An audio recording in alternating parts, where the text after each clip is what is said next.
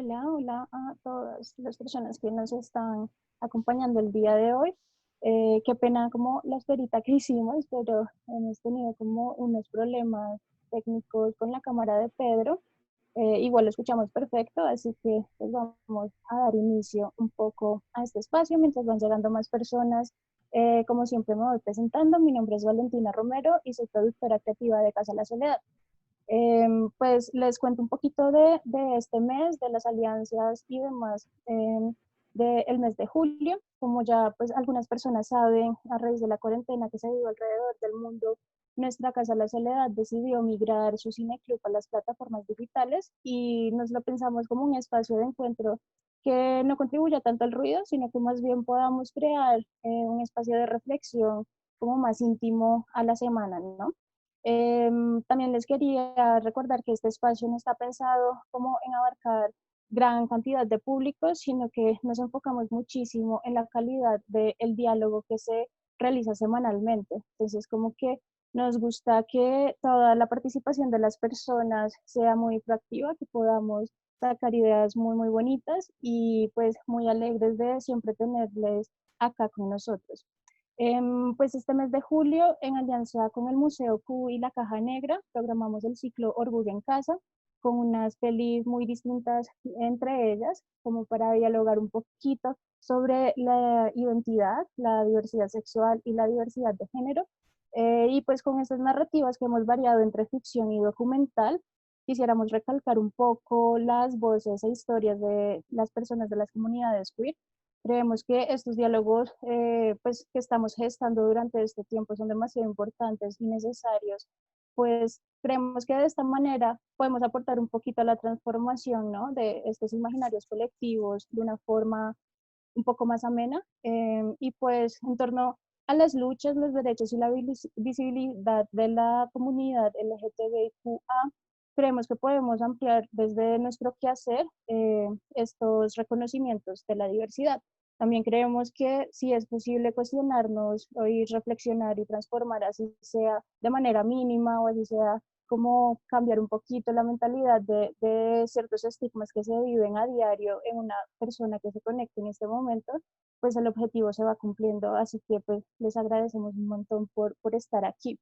Me gustaría presentarles también nuestras alianzas. Veo a nuevas personas en la conversación y pues Museo Q, para quienes no nos han acompañado en las funciones anteriores, es una iniciativa de museología que recupera, comunica y visibiliza las historias y las memorias de las personas LGTBIQA como parte del relato nacional. El museo nos trae semanalmente unos proyectos increíbles que les invito a que los exploren en sus redes sociales. En Instagram están posteando semanalmente, como seleccionando a un artista y pues ese artista se toma la red social y hace unas cosas impresionantes. También tienen unos en vivo durante la semana y cositas así como de diálogos que son súper interesantes, ¿no?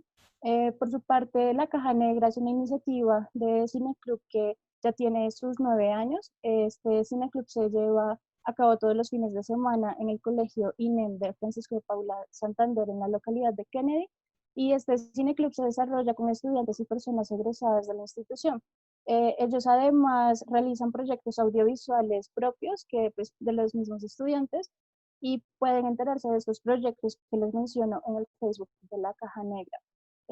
Pues bueno, les cuento que la peli dentro de 8 días que no habíamos comunicado hasta el momento es el documental Chabela de las directoras Catherine Gould y Daresha King, y vamos a estar conversando con la artista visual, activista también de la comunidad LGTBIQA y gran amiga de la casa, María Montoya. Les invito a que hagan su registro por el Eventbrite.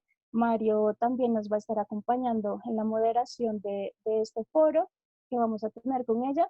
Y pues súper chévere que busquen las redes sociales de María como para ver cómo desde su arte ella aporta al activismo de las comunidades queer, ¿no? La metodología, para quienes no la conocen, pues usted venir hablando sobre la peli que vimos hoy, irles leyendo en nuestro chat. La idea es que compartan sus opiniones, los comentarios, positivos, negativos, todos son válidos. Y pues que nos digan como qué cositas les parecieron más interesantes también para ir activando el diálogo, ¿no? Si quieren, también pueden escribirnos en el chat y activamos el micrófono para que se unan a la conversación un ratico.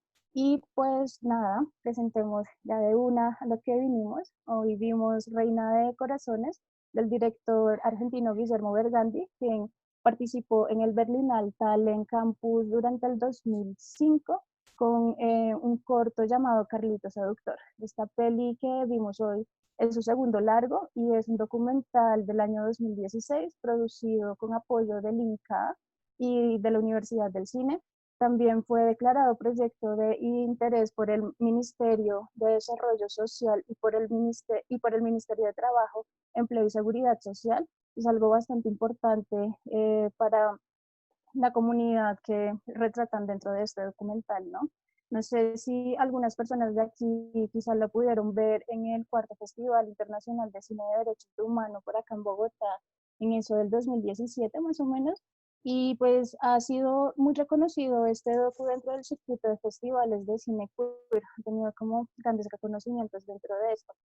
Pues para este foro tenemos el gusto de tener como invitado especial a Pedro Adrián Zuluaga, quien es periodista y crítico cultural, autor de los libros Acción Cine en Colombia, Literatura, Enfermedad y Poder en Colombia, de 1896 a 1935, Cine colombiano, cánones y discursos dominantes, y su último libro de este año, que es El Antioqueño. También ha trabajado en múltiples ensayos y artículos en medios nacionales e internacionales como la revista Arcadia, y en el 2018 fue ganador del Premio Nacional de Periodismo Simón Bolívar en la categoría de crítica en prensa. También se encuentra con nosotros en este momento Mario Henao, quien nos está acompañando como moderador del espacio durante los miércoles de este ciclo. Él es profesional de estudios literarios de la Universidad Nacional de Colombia, con maestrías en estudios de cine y teatro argentino y latinoamericano, y pues actualmente cursa el programa de doctorado en literatura y lenguas hispánicas en la Universidad de Stony Brook. Es miembro fundador del Museo Q y ha publicado artículos para Arcadia, entre otras publicaciones culturales. También se ha desempeñado como profe de literatura y participó en la organización del Club de Lectura El Fuego Secreto. Pues bienvenidos Pedro, Mario. Muchas gracias por estar aquí y por aceptar la invitación, como siempre. Pues es un placer y qué chimba tenerlos por aquí con nosotros. Hola Valentina, hola a todos, hola a todas y a todos. Muchas gracias por sostener la invitación. Hola Pedro, ¿cómo está? Hola Mario. Gracias por acá. Ahora solamente lo vimos y ya no lo vemos, ¿no? Sí, muy raro, pero bueno. Bueno, va a ser así como una experiencia, una nueva experiencia, Un ¿no? podcast, vamos a hacer un podcast. Exacto. Un nuevo tipo de experiencia. Bueno, pues vamos como a saludar a Pedro, que ya lo saludó Valentín, lo saludé yo, y pues vamos a hablar un poco de la peli, ¿no? Como de las impresiones que generaron. Yo quería como agregar algo, bueno, que podría también decir la próxima vez, y es que yo no sé si fue planificado así, bueno, supongo que sí, pero yo, digamos, debo como agradecer y mostrar como un entusiasmo porque la selección de películas, pues en su mayoría son latinoamericanas. Eso digamos, me parece pues que hay que como señalarlo porque me llama la atención, ¿no? O sea, solamente es las 4 que hemos visto hasta ahora, pues solamente hay una que es de Estados Unidos, ¿no? Y las otras pues son latinoamericanas. Y bueno, lo que Valentina estaba comentando respecto a la presencia del documental como forma, que también es una pregunta con la que yo otra vez voy a empezar, Pedro, ¿no? Así como hace 8 días, y es como qué ofrece el documental, cuáles son las cosas que el documental como formato, digamos, de narración audiovisual ofrece y pues, ¿qué opina usted que el documental, digamos que de estas 4 películas, 2 sean documentales, digamos, como que, y que esas 2 documentales pues también sean latinoamericanas, es decir, como que hay alguna relación ahí que pueda encontrarse entre el discurso documental, audiovisual y las experiencias o intenciones de expresar lo queer, lo LGBT, lo raro, lo extraño? Digamos, ¿se presta más el documental o qué opina usted? Sí, bueno, la propia categoría documental o el género documental está en disputa, ¿no? Eh, Creo que hoy en día es mucho más común y más frecuente hablar de cine de no ficción, como para incluir muchas más cosas, ¿no? Incluir un cine más ensayístico, un cine científico, un cine que en cualquier caso se aparta del mainstream, de la línea principal y tiene precisamente por actuar en esos márgenes, no en la línea principal, no en el mainstream, pues mucha más libertad. Entonces creo que es un género donde hay muchísima vitalidad y muchísima exploración, mucha indefinición, que eso también es muy interesante y tiene mucho que ver con el género en el otro sentido que hemos tratado o que creo que era la intención de este ciclo del orgullo, como mirar el género no como una categoría fija, sino como una categoría muy móvil que se va construyendo y que no tiene nada que ver ni con esencias, ni con códigos, ni con determinaciones de ningún tipo, sino que precisamente es una categoría en exploración y en pregunta. Y bueno, yo creo que el documental hoy en día es eso, fundamentalmente es una zona de amplísima diversidad y exploración, mientras también creo que tiene que ver con unas economías distintas, ¿no? La ficción normalmente, aquí siempre hay que entrar en evitar las categorizaciones y las generalizaciones. La ficción normalmente tiene otro tipo de economías, ¿no? Otro tipo de economías tienen que ver con un mayor equipo técnico, unas mayores expectativas de público, y esas economías, esa manera de producir la ficción, pues también determinan en buena medida unas reglas y unos códigos y unos impedimentos y unas restricciones. Entonces creo que el documental es libre en ambos sentidos, pero sobre todo porque, no sé si lo hablábamos hace 8 días, un tipo de producción o una forma de producción ya determina también una estética y entonces como las economías del documental son distintas, como son más precarias, el documental al mismo tiempo se aprovecha de esa precariedad y es mucho más libre. Esto en términos axiomáticos, no quiero decir que esto aplique para todos los documentales, ¿no? Porque también hablábamos, por ejemplo, hace 8 días de lo institucional en los documentales, de cómo algunos documentales podrían caer o pueden caer fácilmente en discursos, ¿cómo llamarlo? Dominantes, ¿no? Discursos dominantes que no correspondan precisamente a las libertades que esas economías precarias del documental ofrecen.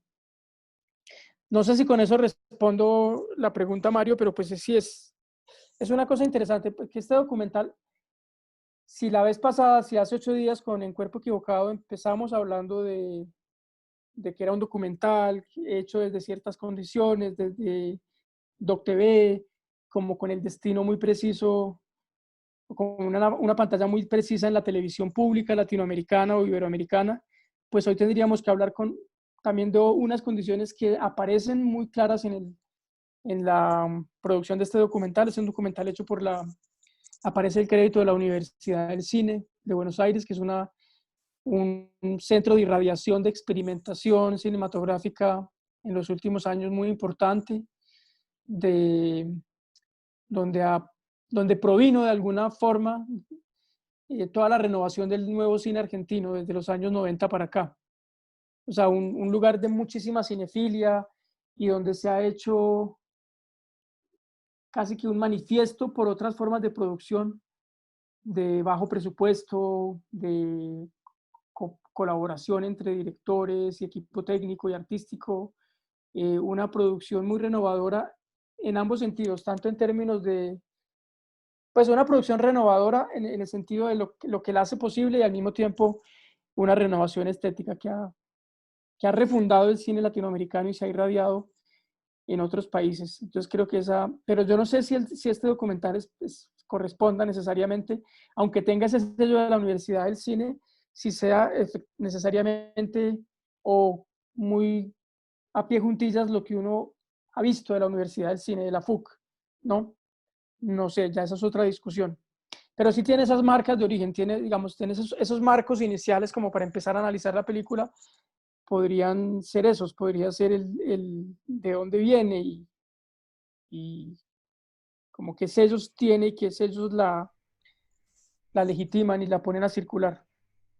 Yo creo que, digamos, para agregar una cosa ahí a esos elementos como digamos, de contexto o en los que está inmersa la película también, que yo no sé si ayuden a responder esa pregunta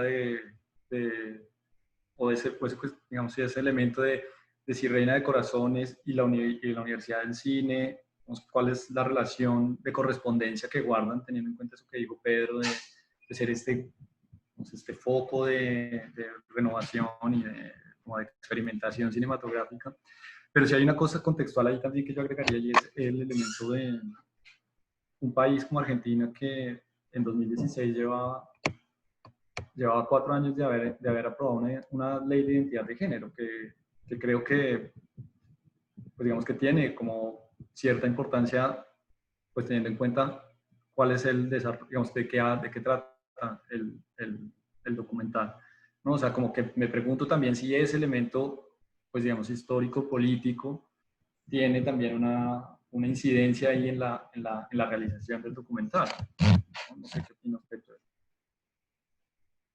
Pues yo creería que sí, porque todos estos documentales que han empezado a emerger, la vez pasada tuvimos una discusión sobre eso, por ejemplo, el documental En Cuerpo Equivocado era del 2010 y decíamos que de alguna manera se le notaba el tiempo, que evidentemente creo que en los últimos años, no sé si usted, Mario, que vivió en Argentina, nos puede ampliar un poco en qué consistía esa ley de la identidad de género. En el documental se ve un poco, por lo menos, pues que hay una cédula, o sea, que hay un reconocimiento a la población trans. Y sí creo que eso es importante porque eso también determina el tipo de documentales que son posibles, ¿no? Creo que esas cosas no están desvinculadas, como tampoco está desvinculado en el caso de Colombia el hecho de que en los últimos años hayan empezado a aparecer documentales sobre personajes trans como Primavera Trans, por poner un caso, ¿no? Que todo eso tiene que ver con movimientos sociales. Ahora, ¿qué es primero? Si el movimiento, o sea, porque también aquí en estos movimientos sociales se cruzan las políticas de representación, por un lado, donde el documental juega un punto importante, pero también las políticas públicas, la militancia, que es político-jurídica. Entonces, yo no sé si qué es primero, qué va primero, o qué empuja, cuál es la vanguardia de todos estos movimientos, si lo primero es una renovación en la representación, o si lo primero es una renovación en la militancia, o si una cosa y otra van de la mano. Eso me parece una pregunta muy interesante y no conozco específicamente el caso de Argentina, qué fue primero, si primero fueron las políticas de reconocimiento públicas, político-jurídicas, o si primero fue la representación la que ayudó a empujar también esos reconocimientos políticos. Pero normalmente lo que suele ocurrir es que van de la mano, ¿no? Yo no sé si fue acá o en otro foro, en Madlop tal vez, el Día del Orgullo, que hablábamos de cómo fue tan importante en Colombia, por ejemplo, la aparición del ciclo rosa y cómo el ciclo rosa, que tuvo un componente académico y un componente que lo movilizó y lo sacó adelante la Universidad Javeriana, el Instituto Pensar, y el componente audiovisual, o sea, la muestra de cine, que fue una iniciativa del Instituto Goethe, la Cinemateca Distrital y el Centro Colomboamericano, como ese evento cultural y académico, que era una muestra audiovisual más una reflexión académica, fue muy importante para definir o para movilizar una política pública tanto en Bogotá como en Medellín, que fueron las primeras ciudades que recogieron eso que evidentemente ya existía porque la militancia LGBT en Colombia es de los años 70, pero esta nueva fase donde ya definitivamente no hay, esta militancia busca unas transformaciones jurídicas concretas, una adquisición de derechos muy puntuales y que ahí pues claramente tiene que ver la aparición también en el caso de Colombia Diversa y de otro tipo de organizaciones que también han movilizado pues esas transformaciones, ¿no? Pero siempre, uno siente que siempre el cine, el audiovisual y la reflexión académica van de la mano a estas transformaciones políticas. Creo que es un caso muy claro de, no sé si llamarlo interseccionalidad, porque no creo que lo sea, en términos estrictos no es lo que hoy conocemos por interseccionalidad, pero sí son unos vínculos entre academia, militancia social, sociopolítica y políticas públicas. Y el audiovisual participando dentro de todo este contexto. Pero no sé, Mario, si usted conoce más el caso de Argentina para que nos explique Pues, cómo se dio esa ley. Bueno, estoy seguro que la conoce más porque pues vivió allá. o sea, que puedo, digamos, como comentar, como para agregar de lo que usted dijo, porque las cosas tampoco son muy diferentes, fueron muy diferentes, es que hay un momento que es clave, que es la aprobación del matrimonio igualitario en 2010 en Argentina, que, Sí. que significa un triunfo que le da un impulso también a las otras reivindicaciones. Yo recuerdo mucho que cuando en 2010 se aprobó el matrimonio igualitario, digamos, lo que salió a decir la militancia fue, bueno, esto no es el fin de la lucha, ese es el inicio de una nueva lucha, que es la de la identidad de género, que eso era lo que estaban buscando en ese momento. Entonces, creo que lo que ocurre también en Argentina es que tiene una tradición de, bueno, no sé si decirlo, de triunfos o digamos, de militancia política digamos, más sólida que lo que ha habido en Colombia, yo creo, con muchos más triunfos en ese sentido y con más apoyo o visibilidad tal vez, y eso me parece que es que lo diferencia un poco. También hay algo que ocurre con la ley de género, y es que la ley de género hace que pues, muchas chicas trans se empiecen a preguntar la posibilidad de, digamos, cuáles son los derechos a los que acceden ahora cuando pueden tener una cédula de ciudadanía que, digamos, que se identifique con la autopercepción, ¿no? de ellas. Y surge algo que aparece ahí en el documental, que fue un proyecto, digamos, muy valioso, que es ese bachillerato popular, ¿cómo se me olvidó el nombre? Mochis, bueno, ahora no me acuerdo exactamente, que es ese bachillerato popular trans, que, digamos, Argentina tiene tradición en bachilleratos populares en zonas marginales y de pobreza, pero nunca había habido una organización que se dedicara a ofrecer ese tipo de posibilidades a población trans o a población LGBT que estuvieran en el margen y que, muchas celes,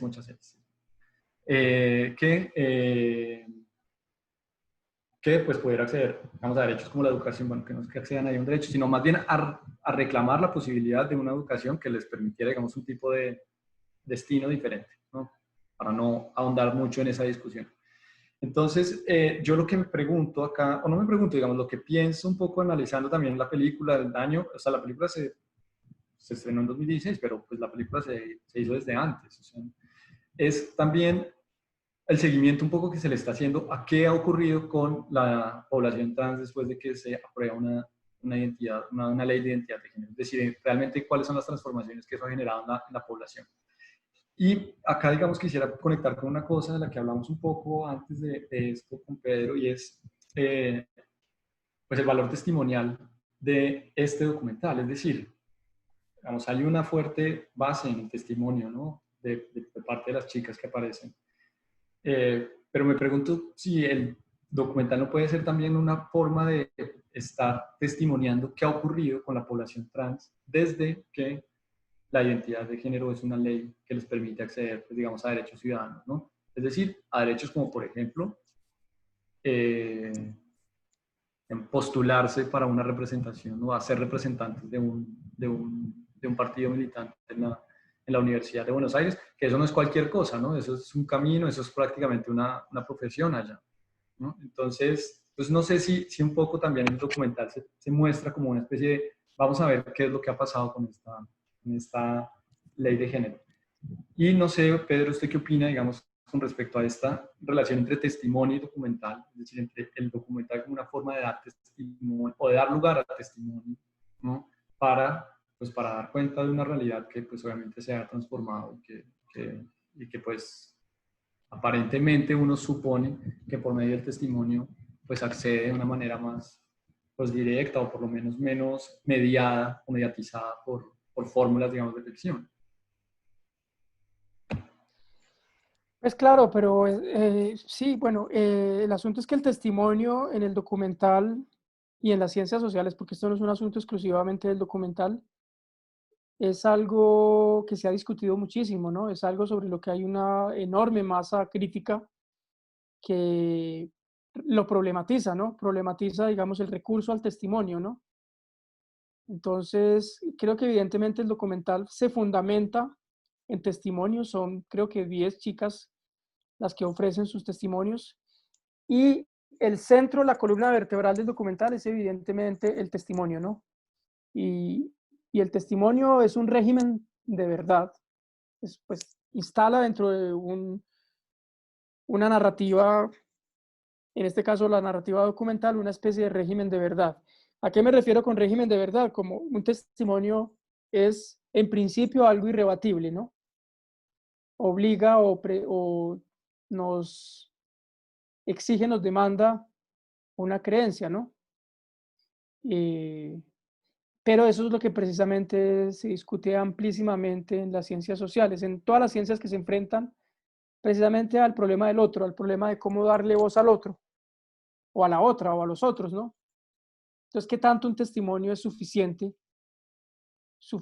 para crear, digamos, toda la complejidad de un mundo determinado, en este caso el mundo de estas mujeres?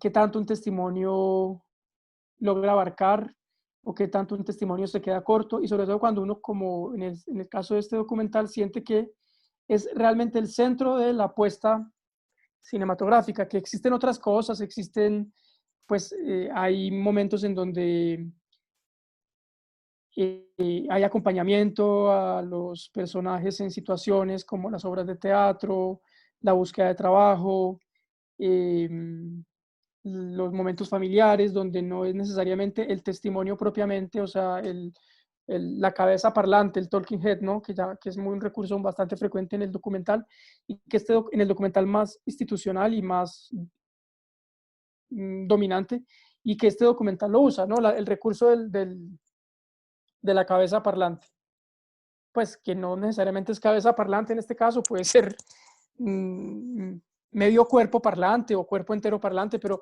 un cuerpo que habla, ¿no? Un cuerpo que habla y que ofrece un testimonio ante la cámara, y que al ofrecer un testimonio ante la cámara, pues demanda una credibilidad, y sobre todo cuando se trata de experiencias que entran en el orden de lo que Beatriz Arlo, que también es argentina y que usted debe conocer mucho, Mario, pues habla de eso, ¿no? Precisamente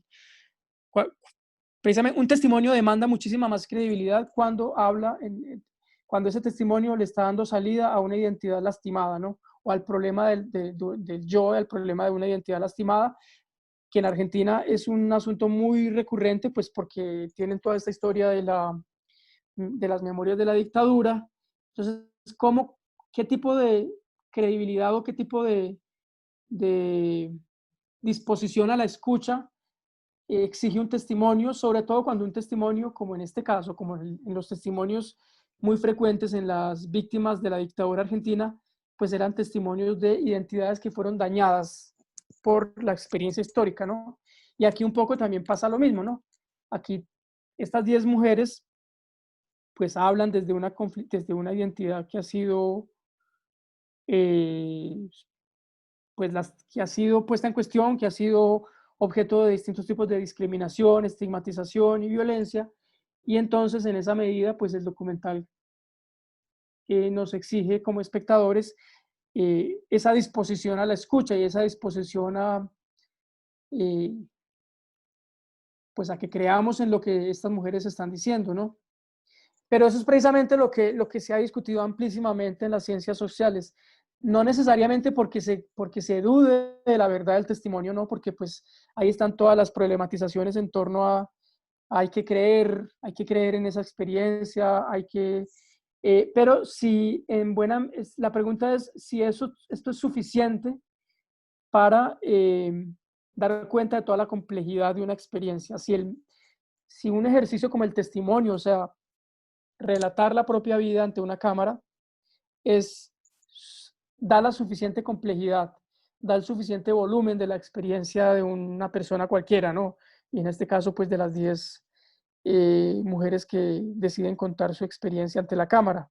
Esa es la verdadera pregunta, yo creo que nos, que nos arroja el documental, o el problema en el que nos arroja el documental.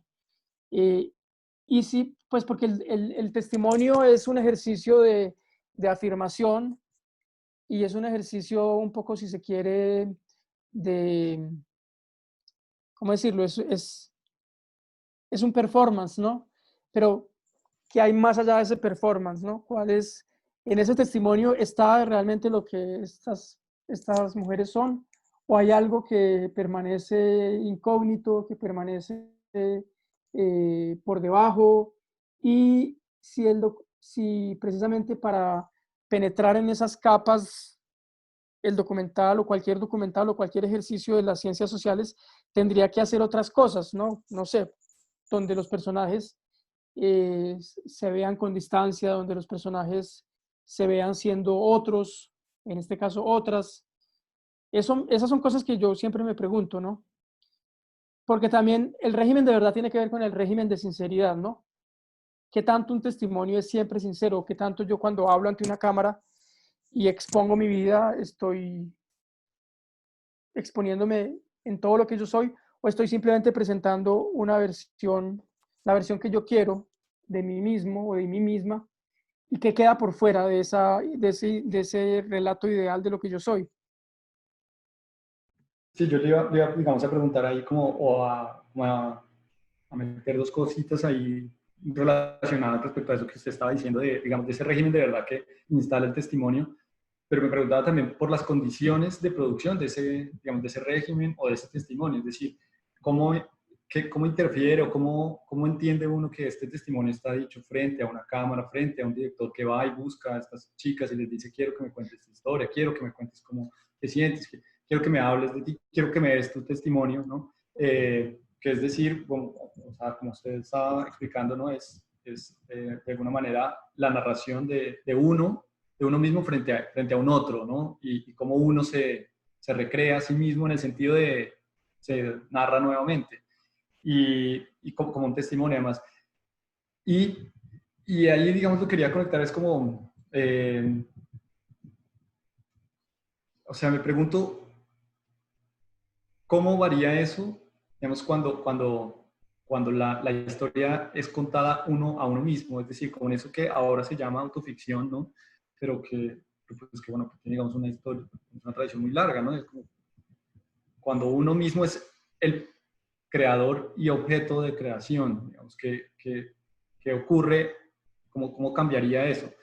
Y esto lo quisiera conectar, no sé si se pueda, no sé si estoy diciendo como una serie de delirios, pero, pero es que me llama la atención que estas chicas están frente a una cámara contando su testimonio, al mismo tiempo que nos están diciendo que la manera o el evento que logró ponerlas de alguna manera en común en el sentido de hacerlas como partícipes de una experiencia común, fue el teatro, ¿no? Es decir, una forma que, pues en un sentido, digamos, muy básico y muy inicial, apela directamente a la ficción, al ser otro, ¿no? En el teatro puedo ser otro y no ser yo mismo, ¿no? Entonces, no sé digamos, cómo conectar esas tres cosas, ¿no? Como el testimonio dado a otro, el testimonio cuando el testimonio testigo o testimonio y escuchante del testimonio soy yo mismo, y qué ocurre, digamos, cuando se usa más bien, digamos, una forma más cercana a la ficción con el objetivo igual de hablar de uno mismo. Claro, es que usted lo acaba de decir, Mario, el testimonio es una mediación, no es una mediación porque no es el testimonio, no es la historia de vida que el personaje escribe en su intimidad, ¿no? Que eso es otro recurso de las ciencias sociales, ¿no? Como poner a los personajes a que escriban, ¿no? En su soledad. Entonces aquí lo que vemos es una mediación, que es una mediación o una doble o triple mediación, que es la mediación de la cámara y la mediación de quien está detrás de la cámara. O sea, una mediación que es mecánica, aparentemente objetiva, pues porque la cámara no tiene sentimientos en teoría, pues o por lo menos en los términos en que pensó la ontología de la cámara, en que la pensaron personas como André Bazin, pero además detrás de la cámara pues está un operador, que en este caso sería el director o quién sabe qué más gente. Entonces lo que implica eso es que ese testimonio es actuado, ¿no? Que el testimonio que se pronuncia ante la cámara o que se relata ante la cámara es una actuación, es una actuación. Voy a poner un caso muy concreto que me pareció un poquito incómodo, cuando el personaje, es que no me acuerdo los nombres de los personajes, la chica guapa de pelo largo que habla en algún momento de la vejez y que dice que le tiene miedo a la vejez y que ella quiere ser siempre como es ahora, muy guapa. No sé si alguien recuerda el nombre de ella, siento mucho no recordarlo. Pero bueno, es uno de los personajes más impactantes y ese testimonio me impactó mucho porque pues en qué medida, quién está hablando ahí, ¿no? ¿Quién está hablando en ese prejuicio contra la vejez o en ese miedo contra la vejez? Digamos que cuando ella habla se expone un prejuicio que al mismo tiempo es un miedo. Entonces, no sé, por ejemplo, evidentemente el documental este documental tuvo la posibilidad de utilizar otros recursos donde los personajes se pudieran ver como en otros espejos, ¿no? Por ejemplo, las obras de teatro, ¿no? O la obra de teatro de Bernarda Alba, ¿no? ¿Qué implicaba, por ejemplo, que la película pasa muy rápido por ese episodio del montaje de la casa de Bernarda Alba de Lorca, pero qué implicó para ellas ser otro tipo de mujeres, ¿no? Mujeres encerradas como las de Lorca, mujeres en ese mundo y en ese universo de enclaustrado y tremendamente agobiante de Federico García Lorca, ¿no? Entonces esas son las dudas que a mí me quedan, como el testimonio, yo sigo creyendo que es muy insuficiente, que es un recurso y que es un recurso fácil, que es un recurso que además es una coartada y que es muy difícil de rebatir, mucho más porque es muy difícil rebatir un testimonio, mucho más cuando es un testimonio pronunciado desde una experiencia naturalmente dolorosa y compleja, pero sí me pregunto qué otras alternativas además del testimonio hay, donde la cámara pueda penetrar más o donde todo un dispositivo como el dispositivo del cine pueda ir más allá de una simple puesta en escena del yo y de un yo que se pone en escena de la manera más conveniente, como, sí, pues creo que me entienden, ¿no? Como todos queremos ofrecer una imagen de nosotros mismos, pues no necesariamente, puede ser una imagen victimizante o puede ser una imagen heroica o puede ser una imagen lastimera o puede ser, pero siempre estamos buscando un poco, cuando relatamos nuestra propia vida, estamos y esto es un recurso pues de la retórica, estamos captando la benevolencia del espectador. Pero ¿qué tipo de captatio benevolente utilizan estos personajes, ¿no? Entonces me parece que el testimonio encierra ese recurso de la captación de la benevolencia del público en una sola dirección y que hay otras maneras que en el documental contemporáneo se han explorado para penetrar en otras capas que no sean simplemente lo que el personaje quiere decir de sí mismo, o sea, como el ideal que se proyecta socialmente de sí mismo, ¿no? Y precisamente el teatro, y por eso es que me parece un gran desperdicio la manera como el documental usa el recurso del teatro, porque el teatro es de lo que más se ha usado en el documental. Es decir, en muchos documentales de personajes lo veíamos un poco hace 8 días, el recurso de la puesta en escena, que es la película de cubana lo hace de manera muy básica, pero la puesta en escena es uno de esos recursos, el reenactment es otro, es decir, cuando hablo de reenactment muchos documentales contemporáneos, como por ejemplo The Look of Silence o estos documentales sobre estos paramilitares de Indonesia, creo, donde lo que hace el director es poner a actuar a esos personajes ciertas situaciones, ¿no? Y donde el teatro va revelando capas de lo que son las personas que un simple testimonio no puede hacer. Un simple testimonio tiene un registro, creería yo, bastante limitado. En cambio, el teatro, con sus posibilidades de desdoblamiento, de ser otro, de proyectar otro tipo de ideales. Entonces, en una película que habla del arte y en una película que habla de cómo estas mujeres se conocieron, The Look of Silence, y hay una película anterior, The Act of Killing, sí, sí, es como a estos paramilitares de este régimen los ponen a volver a actuar sus crímenes. Entonces eso me parecen recursos muy interesantes. Que, insisto, hago esta aseveración porque es un documental que tuvo a la mano el recurso del teatro y el recurso del arte para proponer unos desdoblamientos de los personajes en donde estos personajes se vieran a sí mismos a través de unos espejos y no simplemente con el recurso del testimonio. Pero usted cree que, por ejemplo, es que se me ocurre que, como volviendo a algo que ya habíamos dicho, que o sea, esos testimonios que siempre aparecen de una manera como tan necesaria para llevar, como para dar voz a los que han carecido, digamos, de esa posibilidad, ¿no? de expresión. Yo me pregunto si ese apelar a ese testimonio de esa forma, como tan protagónica, incluso al punto como de no ver las posibilidades que digamos, la misma historia de estas chicas ofrecía como ese elemento teatral, ¿no?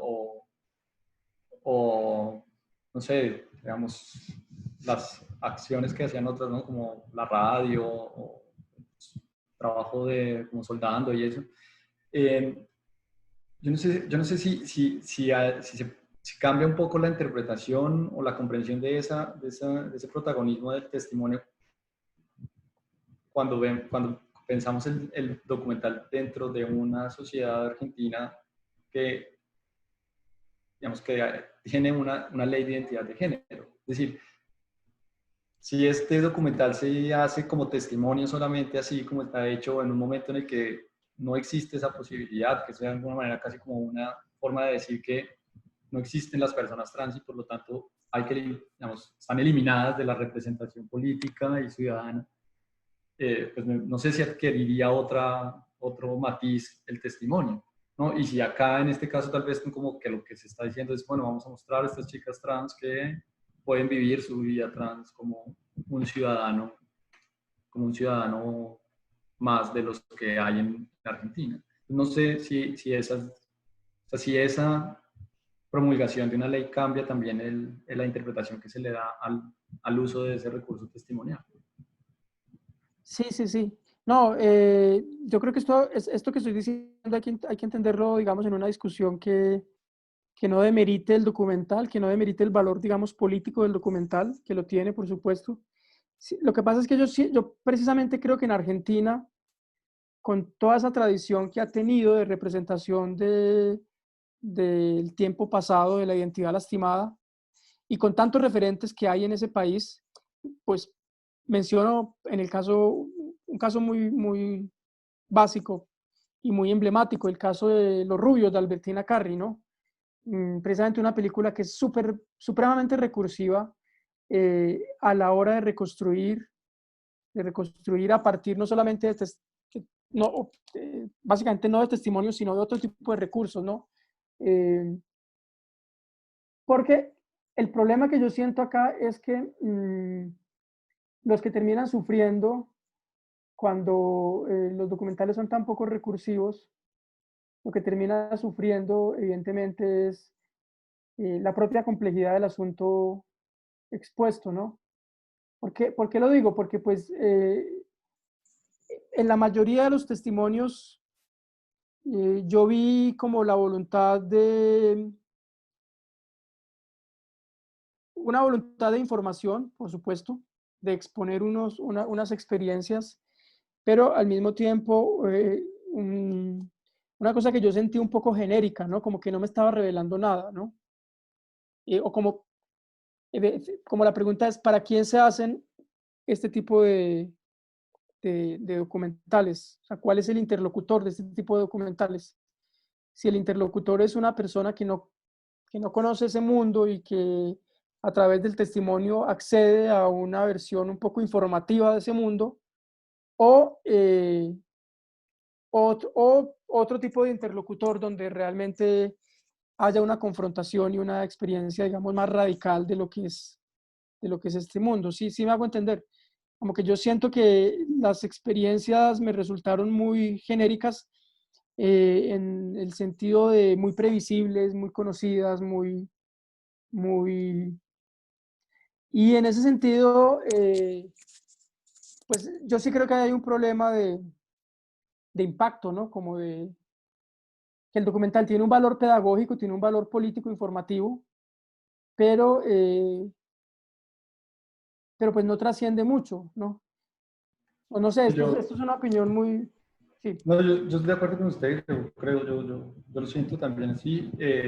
Yo creo que hay momentos que habrían podido aprovecharse muchísimo. Yo siento que el documental trata sobre todo de abarcar mucha información y en ese abarcar mucha información, vamos, sacrifica la problematización de esa información que está abarcando, ¿no? Yo creo, por ejemplo, en el momento en el que se le pregunta a cada una de las chicas eh, si les habría gustado nacer, digamos, ser mujeres cis, digamos, y esa variedad en las respuestas, pues yo creo que eso era muy interesante y habría sido como muy interesante hacer algo más con eso, ¿no? Yo, Pero no hay tanta variedad. Fíjate que la mayoría sí, dicen que no sí, que hubieran no, querido.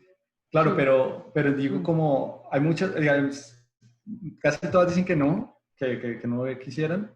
Lo que me parece que varía un poco es, uno, como las razones por las que no, y otro, que a mí a eso me llamó la atención, eso, digamos, me pudo haber pasado solamente a mí, ¿no? Y es como, uno pues empieza a hacer de alguna manera una expectativa, a tener una expectativa, ¿no? ¿Cuáles de estas chicas son las que dirán que preferían o no? Y hay una chica que es como la creadora de la fundación, ¿no? De la cooperativa, ¿no?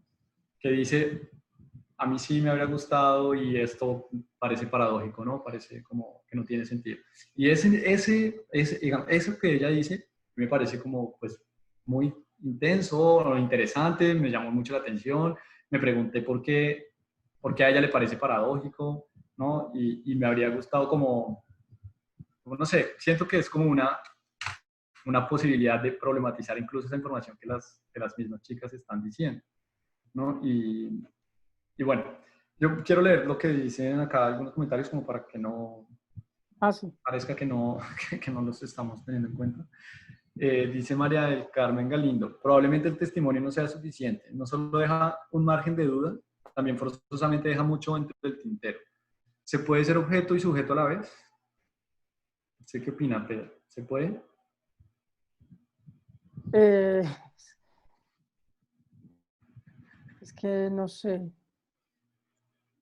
No sé, a mí me parece que claramente la mirada sobre ese universo es muy externa, ¿no? Es la mirada de alguien, o sea, se siente un director ajeno un poco.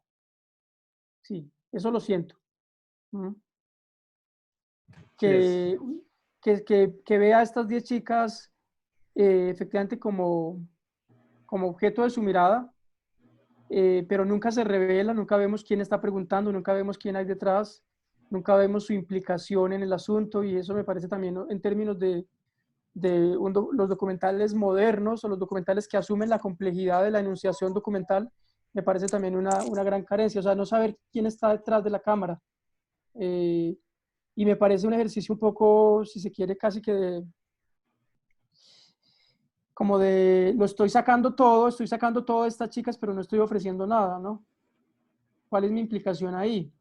Eso me genera muchas dudas también, de un director que es ajeno eh, y que es, en esa medida pues, se siente un documental en ese sentido también un poco anterior a todas las discusiones recientes sobre autorrepresentación, implicación, exhibición del dispositivo, ¿no? Entonces eso pues para, como bien, no sé si por ahí va la pregunta de María del Carmen, pero, o la observación de ella, pero sí lo siento así. Y también, pues, digamos, como pensar en cuál es la afectación posterior, digamos, o después de todos estos testimonios, qué pasa con este sujeto, que, digamos, cómo es no sé, el efecto que tiene eso. No, hay una cosa que pues yo creo que no sé, sí, que algo hace, y es como, el director es uno de los profesores de teatro de las chicas, ¿no? O sea, él conoció a las chicas porque era el profesor de teatro de la cooperativa y ahí pues trabajando con ellas y como preguntándoles cosas, conociendo sus vidas, empezó a darse como cuenta de que hay un interés ahí y de ahí, digamos, surgió la idea del documental, ¿no? O sea, como que... Pero eso es externo a la película, ¿no? Sí, claro, eso es externo, o sea, eso solo uno se entera después, ¿no? Solo Eso, digo eso, como... eso no está, eso no está en la película y pues creo que hubiera sido también una muy buena manera de, y además de precisamente de una vez más de integrar el asunto del teatro que sería tan importante. Sí, sí. Mm. Bueno, María del Carmen vuelve a decir, hay un punto muy interesante y es el paso de lo personal, es el yo, hacia lo político. Me parece que los testimonios tienen como el paso a ser otro y luego el paso a instalarse como grupo en el tejido social del arte. Y obviamente buscan también desmarcarse de la prostitución como alternativa. Sí. Sí, Sí, sí hay una cosa ahí como de ese paso del yo como individuo, ¿no? Que se narra a sí mismo al yo que hace parte de una colectividad, ¿no? sí, a mí hay cosas que me gustan mucho, como por ejemplo entre estas 10 chicas hay muchísima variedad, ¿no? Como que uno puede ver todo el rango posible de las expectativas, de las ilusiones. Está la chica que es claramente, ¿cómo llamarlo? Pues no sé, que tiene su novio, que se quiere casar, que quiere como, o sea, lo más parecido a una expectativa de vida de una mujer, que es la que tiene, pues, la que habla de su novio, de que su novio le ayudó a hacer, pues, a costearse la reasignación de sexo. Entonces, y después está el caso de Stephanie, que es un personaje que me impacta mucho, me parece muy bonito. Y después, pues, todas estas, y también la experiencia de la paraguaya, ¿no? O sea, sí creo que hay un intento de variedad y creo que la película sacrifica profundidad en aras de ofrecer un retrato colectivo, ¿no? Creo que toma la decisión por no ir muy al fondo de cada personaje, como verlos muy desde una capa muy superficial, como mm,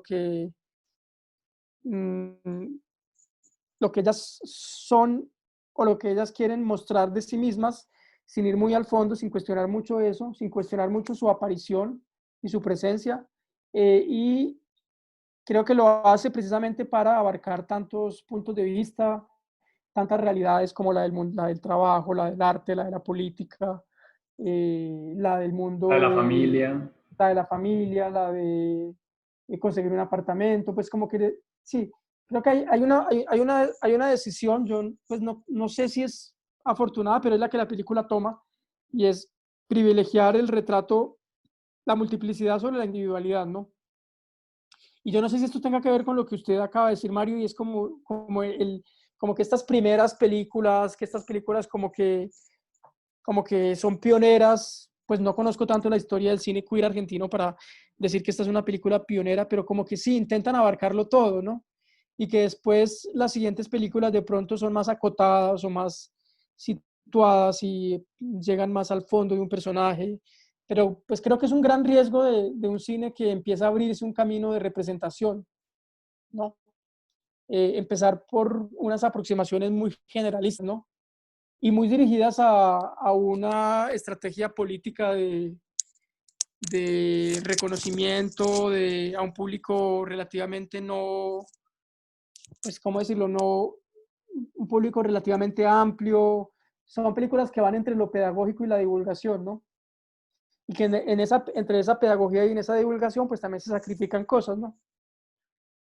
Se Yo, sacrifica problematización y complejidad, sí.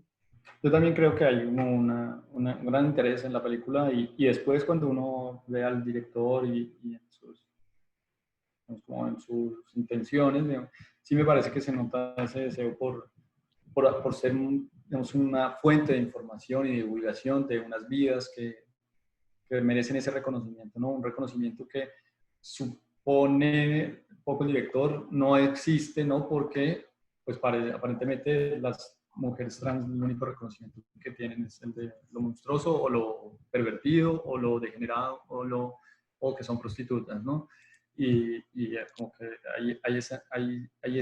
sí hay esa intención de divulgar otra, o no sé si otra, digamos, como divulgar esa experiencia con la que de pronto se encuentra en esta cooperativa y hablando de la cooperativa y de lo del yo como un punto que conforma una colectividad, quería también como señalar algo que aparece en la película y que también mencionamos un poco por su ausencia, digamos, en la película cubana, y es que acá evidentemente, digamos, nos muestran la red de apoyo, una red de encuentro entre estos sujetos, digamos, marginales, ¿no? Que en algún momento siempre, bueno, no sé si todos, pero digamos, la paraguaya, recuerdo, ¿no?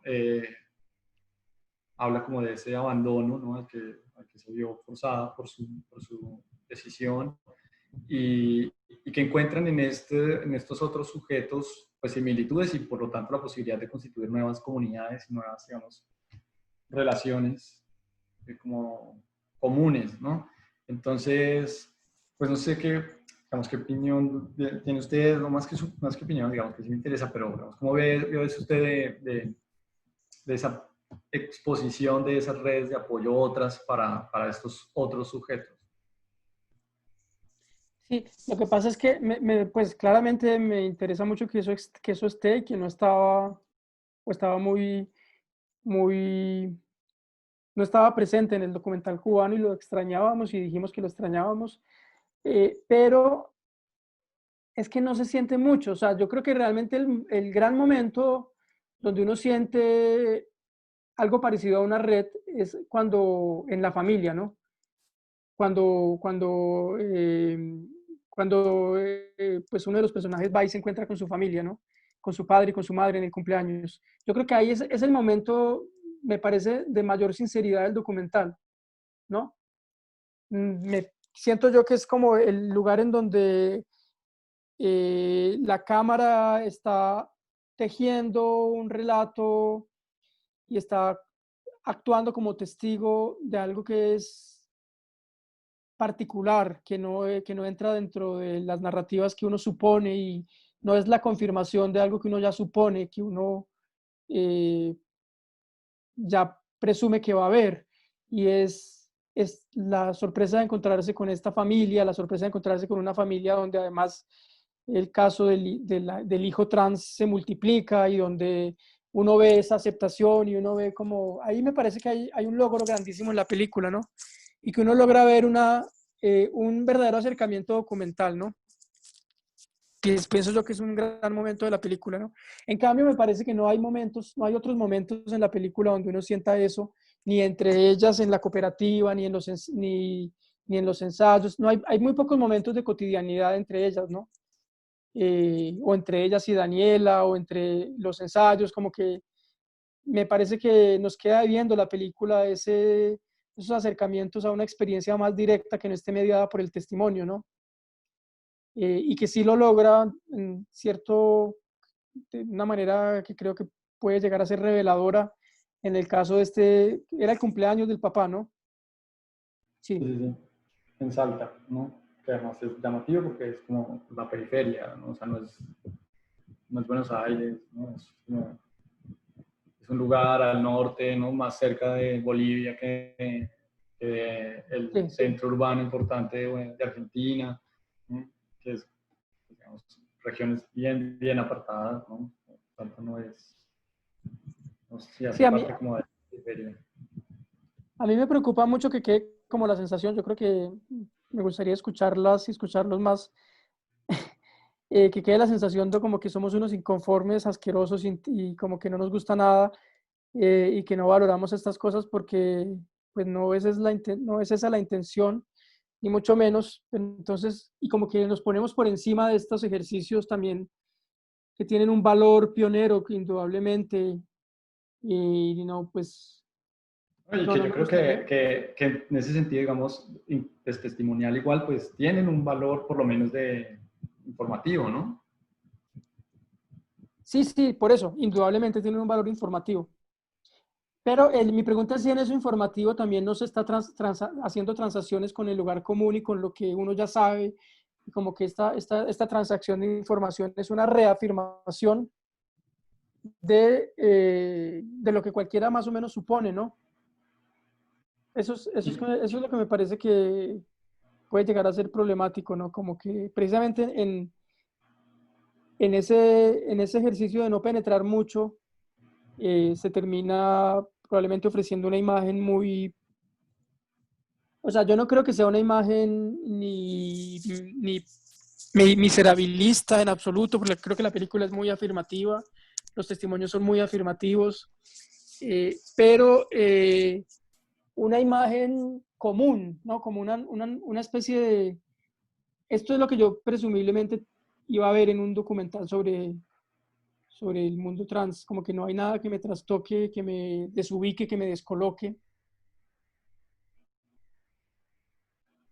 Sí, Hay como una y cierta normalización, sí.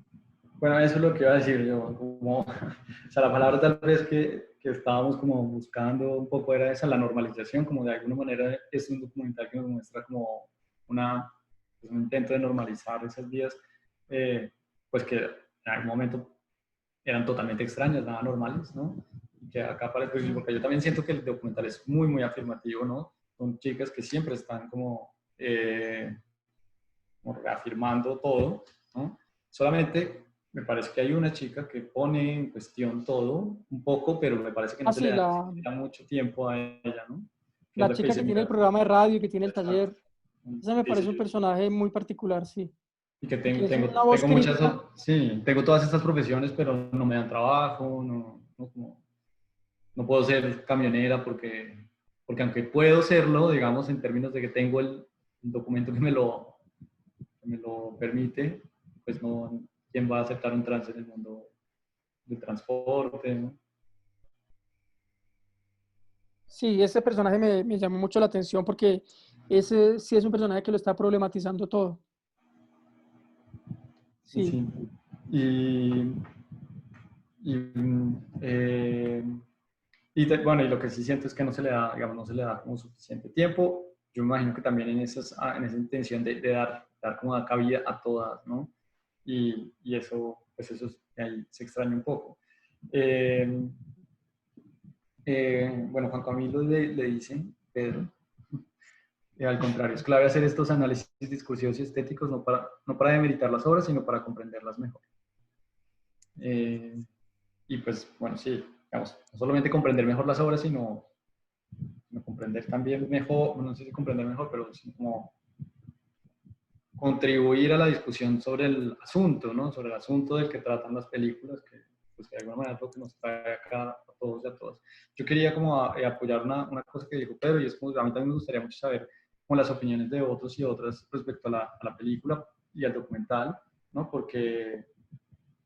Digamos, porque me parece que el documental da para muchas opiniones, ¿no? Y acá estamos como planteando unas, pero hay muchas más. Valentina levantó la mano. Sí, pues yo estoy de acuerdo en la parte en la que ustedes hablan sobre el teatro. Me parece que esa parte se pudo explorar muchísimo más y no solo eso, sino que pues están hablando de una cooperativa de teatro, ¿no? Entonces, pues háganle. Pero hay una parte que a mí sí me pareció súper, súper buena o pues como una parte que considero que se pudo explorar muchísimo más y justo la dejaron para el final y fue el monólogo con el que inicia para los créditos. Este monólogo es muy importante porque ella empieza hablando sobre como si estuviese con un cliente, pero todo lo que menciona sobre el trabajo, la calidad de vida, todo lo que puede llegar a ser como de manera política, pues se queda corto. A mí me hubiese gustado ver, ya es como un asunto súper subjetivo, me hubiese gustado ver que ese monólogo se explorara en ese mismo orden y fuese como un tipo de leitmotiv, ¿no? Como que ella empieza hablando sobre la seguridad social, sobre su calidad de vida, sobre su prospecto de vida dentro de los tiempos o los años en los que se supone que puede alcanzar, sobre la prostitución, sobre un montón de cosas muy importantes que el documental pues como que los evita o no los, no los profundiza, ¿no?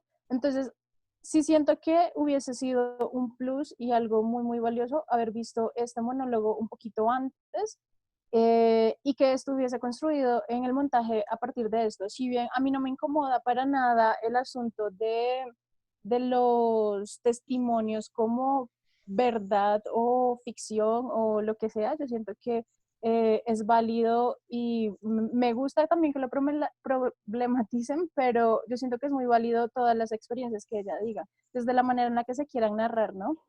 Y si hubiesen quizá abordado esa colectividad, pero enfocada en el asunto final del monólogo, eso habría sido muy brutal. En todo caso, a mí me parece que es valioso también los testimonios y como la manera en la que está contada, porque son carismáticas. Todas ellas tienen una postura muy, muy chévere. Y si bien no conocemos muy, muy a fondo cosas que nos preguntamos, esa sensación también es interesante, ¿no? Como que lo que dices sobre Daniela, que es la directora de la cooperativa, cuando responde que ella sí le hubiese gustado nacer biológicamente mujer. A mí me parece que el documental genera dudas, pero sobre la intimidad de ellas, más no cuestiones o preguntas así un poco más de trasfondo político, social. En todo caso, como que pues súper válido las opiniones de todas las personas y sí, los invitamos a que hablen un poquito sobre el docu. Sí, Bueno, sí. ahí hay un comentario de María del Carmen que dice que, bueno, que también ha percibido el cubano oeste deja la sensación de lugar común y es precisamente el lugar común el que nos debería estimular nuevas formas de pensar el tema de nuevas identidades. No sé si María del Carmen quisiera ampliar un poquito porque me interesa mucho. Es que yo creo que en esta afirmación, en estas identidades afirmativas es indispensable el lugar común, ¿no? Como es indispensable el relato de lo colectivo, ¿no? Sí, o sea, como que son tan vulnerables estas identidades que es lo normal es que hablen por ellas o a través de ellas una voz como que tiene más la fuerza de lo colectivo que la fuerza de lo individual, ¿no? Son como identidades que están emergiendo y en esa medida entonces, claro, que lo colectivo termina siendo casi que, ¿cómo decirlo? Sobreponiéndose sobre cualquier experiencia individual, ¿no? Es como si escuchando a uno dijera, las estoy oyendo a todas. Y creo que eso también es una construcción de una identidad colectiva necesaria, ¿no? Me parece a mí, ¿no? Sí, sí. María del Carmen, sí. No sé si vas a Eh, decir. sí, sí, yo soy María. Em, sí, es casi como un estereotipo, incluso buscar una identidad femenina, ¿no? Decir, Ujú. ser mujer es tal cosa y tienes un cuerpo con ciertas características anatómicas concretas. Em, a mí me lleva eso mucho a pensar también la manera como lo han planteado los documentalistas, es como también un poco en la historia. La cubana, por ejemplo, es una mujer ya bastante mayor. El documental tiene sus años. Ella misma como personaje ya se ubicaría también como, digamos, unas 2, 3 generaciones atrás. Ese personaje nos ubica también en un tipo de movimiento distinto. Ella no tuvo mayores problemas para cambiarse su sexo. Su madre la lleva al quirófano, asume la cuestión y ella sencillamente busca el estereotipo y parece que hay comodidad. No hay mayor, digamos, como activismo político o no hay mayor lucha así como de conflicto, digámoslo así. En esta, en esta apuesta de hoy hay también ese leitmotiv, digámoslo de esa manera, de, bueno, todas queremos ser mujer o no queremos ser mujer. Está el ser mujer como referente en principio. Y hay también mujeres de diferente generación. Está la que está muy cómoda en el conjunto residencial, digamos, en estos multifamiliares antiguos también. Sí. Y ella narra una historia física distinta. Ella nos va a contar, bueno, yo me arriesgué por allá con un tipo que no era ni médico, ni enfermera, ni era nada, y pues bueno, me pusieron mis siliconas, fue doloroso, y se queda como al margen de su propia intimidad. De pronto, por el recurso del testimonio, su propia intimidad no es muy escrutada ahí en ese punto. Y van pasando así las historias y vamos llegando a la más joven y como que tampoco se indagó mucho el tema de la universitaria, que ya es un rol muy distinto. Un espacio donde no sufrió mayor discriminación, un espacio donde no tuvo, tuvo, digamos, unas condiciones de posibilidad ya diferentes, que si bien están en un momento protestando por algo, no están protestando precisamente por una causa identitaria, están protestando por una causa política, en una facultad de enfermería y condiciones políticas concretas que no tienen nada que ver con el género o el transgénero que tú asumas como identidad personal. Ahí pareciera estar marcado mucho el enfoque político, pero parecen coincidir ambos. Tenemos una historia, pero ya tenemos, es como una historia casi como cliché, casi como aquí algo se agota o aquí algo ya no manifiesta resistencia, y parece ser que esos hilos están tejidos más desde lo social, no desde una, digamos, una intimidad muy subjetiva del que se está autoconstruyendo, del que se está autorrepresentando. Es como si ya lo social, como pasan todos los discursos hegemónicos, lo social te pone los límites y lo social también empieza como a estereotiparte y hacer que esa identidad hasta cierto punto o se homogenice o se desdibuje. Entonces me parecía, yo le comentaba a Valentina de pronto ya en nuestras conversaciones ya más personales, que me parecía también muy anacrónico, me dejó una sensación de anacronismo el de la semana pasada. Y es como si en el fondo el documental también no pudiera desmarcarse de necesariamente tener un fondo político, y los elementos de los que echa mano ya para narrar también quisieran como juzgar un poco o poner en tela de juicio o ponernos también digamos, a veces hasta divagar sobre precisamente cómo se han venido dando socialmente ciertas cuestiones. Y este también me deja la sensación como de, bueno, hay unas mujeres ya de vanguardia, otras ya veteranas, pero todas están como sí ya enclavadas en un estereotipo y muy marcadas en lo puramente social, y el lado íntimo, pues de pronto también el recurso del documental queda muy, muy dejado como de lado. Pues yo agregaría una cosa, María del Carmen. Yo creo que es que la militancia aplana, ¿no? Necesariamente. Sí. Es, Sí, sí, pues, tú te triste, disuelves como es tú en triste lo decirlo, pero individual. yo creo que Sí, un discurso sí, militante siempre es un discurso que tiene sí, cierto aplanamiento, ¿no? Ciertas sí. es- escasez de matices. Y yo entiendo la necesidad política de ese aplanamiento, y parte de ese aplanamiento es lo afirmativo por encima de la victimización.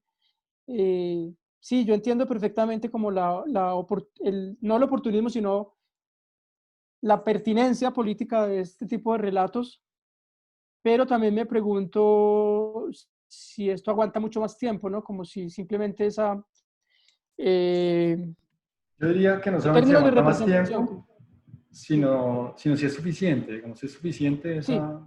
¿sí? Yo Porque hay digo, yo una digo aguantar cosa... más tiempo, Mario, en el sentido de si en este tipo de relatos las personas trans se van a reconocer durante mucho más tiempo, quiero decir, y si los que estamos por fuera de ese universo también nos vamos a reconocer ahí, porque pues finalmente la representación es un ejercicio de reconocimiento, ¿no?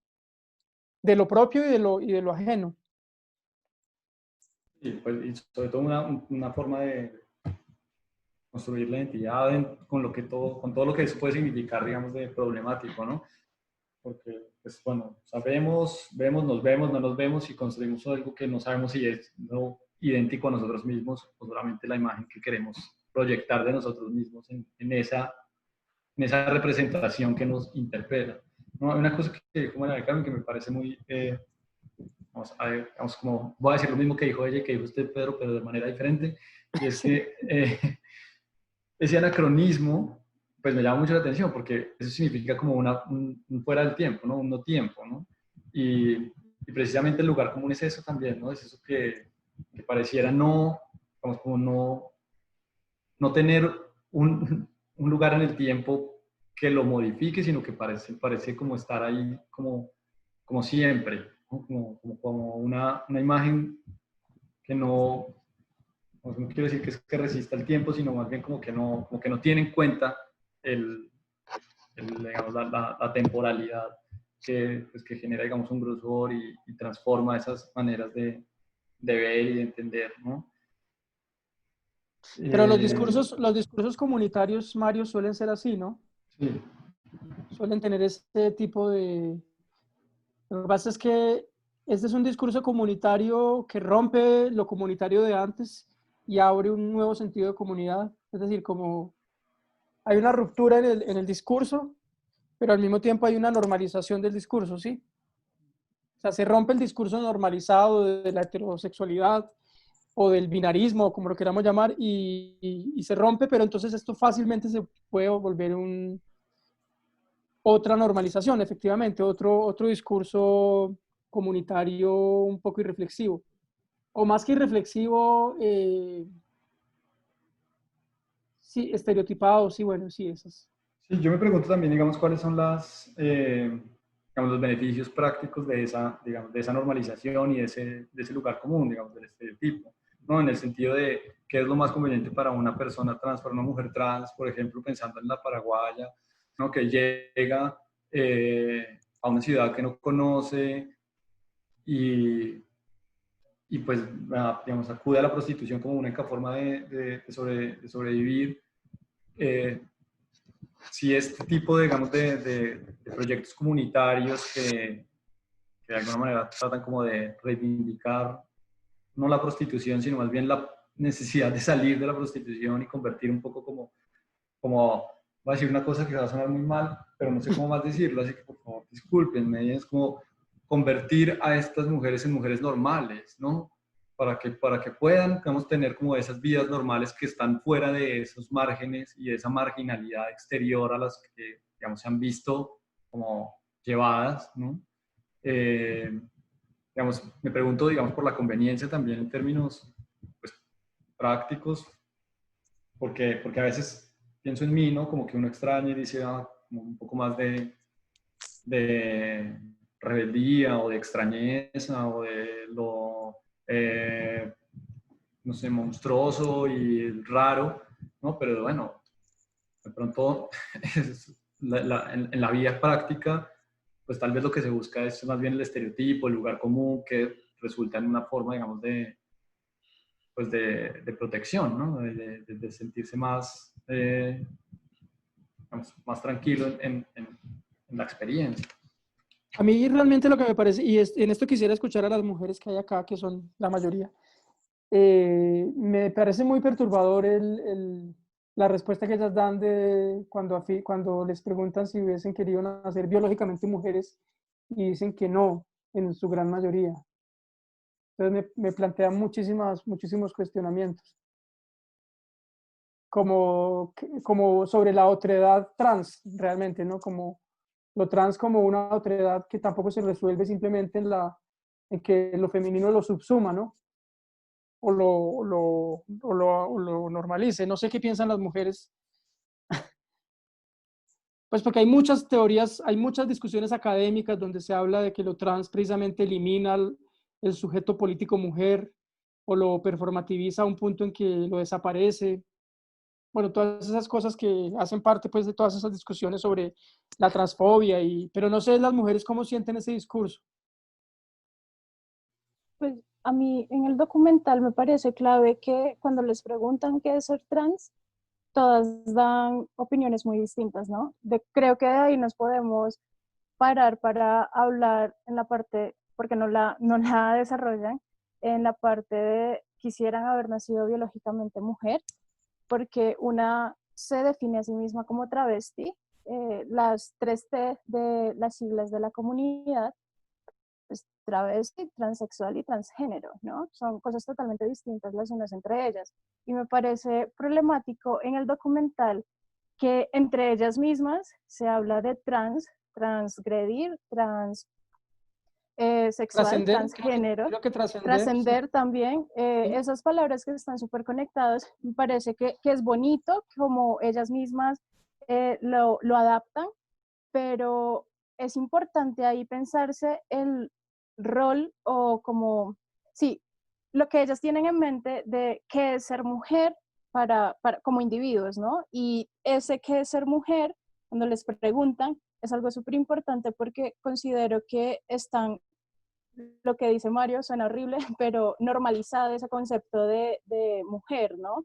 Como un estilo un poco más tradicional de ciertas generaciones o de cierto estilo de vida de mujeres con sus esposos, con sus hijos. Y mira que cuando ellos responden sobre lo de mujer, dicen no, porque pues los hijos, ¿no? Una dice como no, estaría llena de hijos. Y siento Sí, que están asociando a la mujer exclusivamente con su útero. O sea, el nacer como mujer biológicamente, claro, implica todo el asunto de la sexualidad como pensado en la reproducción, pero no se limita a eso, ¿no? Entonces, siento que el problema está en la concepción que cada una de ellas tiene de ser mujer, o lo que eso podría significar, ¿no? y mira que yo lo llevaría más lejos y aquí me arriesgo pues a que me la piden. Claro que ustedes son un grupo muy amable, que no va a hacer eso.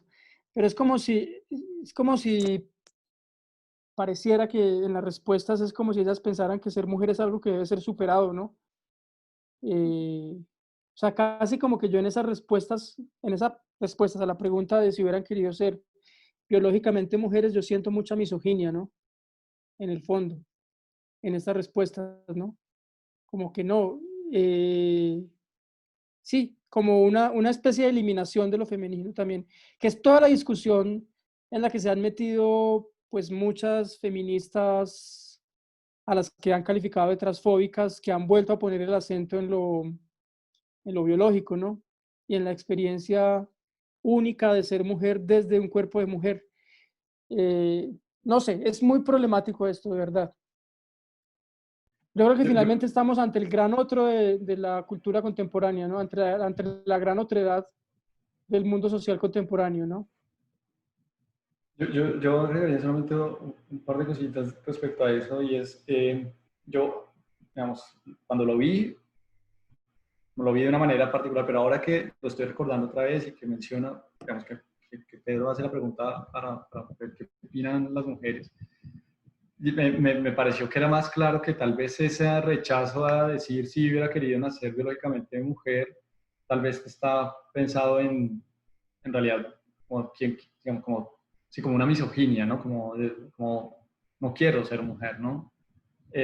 Por eso Pero sí. sí, porque yo también lo vi desde un comienzo, fue como pensando también en esos términos de afirmativos, ¿no? De por qué, sí, no, yo estoy contenta con ser trans, no, tengo mucho tiempo diciéndome, o sea, construyendo esta identidad afirmativamente como para que ahora venga a decir que no, que en realidad estoy inconforme con ser trans y lo que quisiera es ser cis, digamos, ¿no?